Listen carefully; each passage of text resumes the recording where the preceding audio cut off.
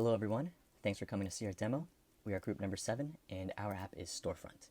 Storefront is a mobile app that allows shoppers to easily find the products they're looking for in stores and store owners the ability to easily add their product selection for customers to search, thus saving them time and money.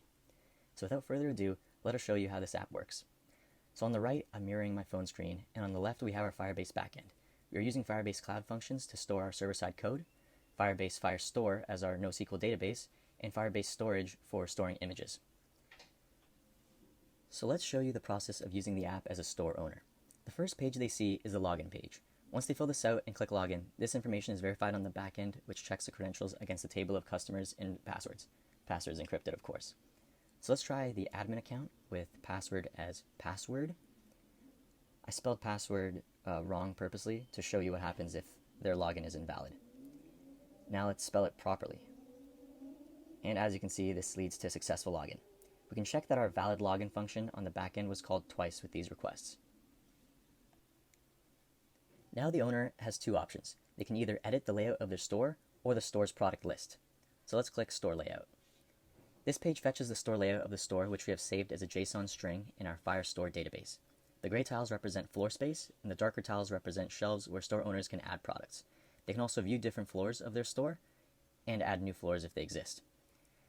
So let's add a new floor, floor number 2, and then let's add a row of shelves right here.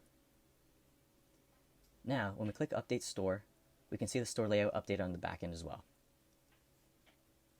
Now let's try adding a new product. Let's go back and click View Existing Products. Here we have the current product list for the store, which includes glasses, cups, pens, and so on. These products are stored in our separate table in our database, where they're given a unique ID, the quantity in the store, the location in the store, where the first digit indicates the floor number, and then the following two represent the coordinates, and also URL to the image of the product, which is hosted on our Firebase storage. Every time the product list is opened, it fetches this list from the database with our Get Products endpoint. So let's see how this works when the owner adds a new product.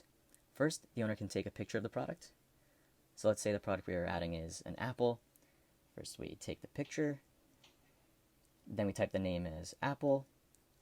Let's give it a quantity of 10, and then we can set the location to be on the shelves we recently added.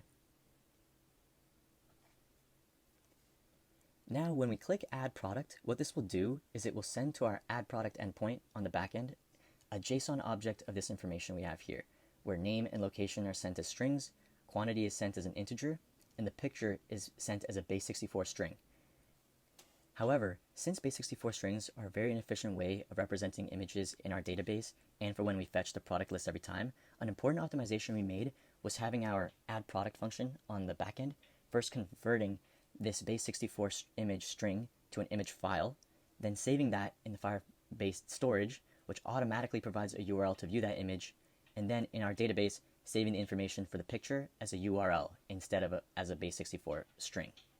So let's click Add and see how that works. As we can see, this product was added to the product list with this ID here.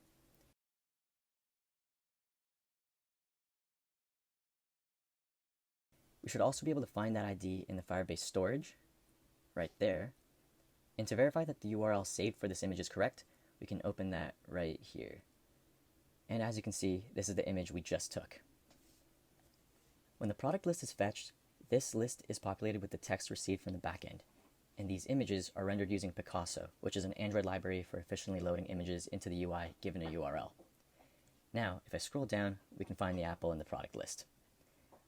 The store owner can also remove a product, of course, so let's remove pens from the product list, which of course updates the backend, as you see. Now let's use this app as a shopper. When we view the product list, we can see that pens are no longer in the list, and our apple is available at the bottom. The user can then add products to their cart, so let's add a glass, a cup, and a wax hand. And let's use the search function for the last one. So let's search for the apple. Cool. All right, let's add that. Now when they want to see where the products are and the order in which to get them, they can click View Path. At the bottom, we are told which floors contain the products we are looking for, and we can see the location of them with a number ordering. The implementation of this algorithm will be discussed later in the video. Now let's go back and see how the path is recalculated.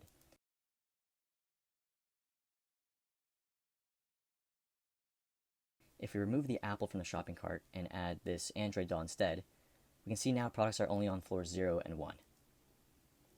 And this concludes the in-depth demonstration of our app. We will now talk about the challenges we faced throughout the development process. One of the major technical challenges we face with our application related to the synchronicity of our activities and the calls our application made, especially given the latency of retrieving information from a database. We ran into this challenge in multiple places, such as the authentication stage, loading the store layouts, as well as loading product lists for both shoppers and the owners. In order to address this, we created independent processes to pull the data from the database so that they weren't being done within the activity, and they were also being done before this information was required. Secondly, to provide feedback to our users, we added loading bars and screens for the users to be able to anticipate the amount of time it takes before the activity. Another major problem that we faced was with the shortest path algorithm. Initially, we planned to use an external API, but this proved to be too resource intensive.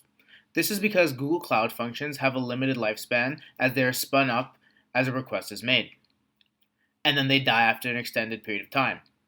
So instead, we implemented Distra's algorithm to solve this problem for us.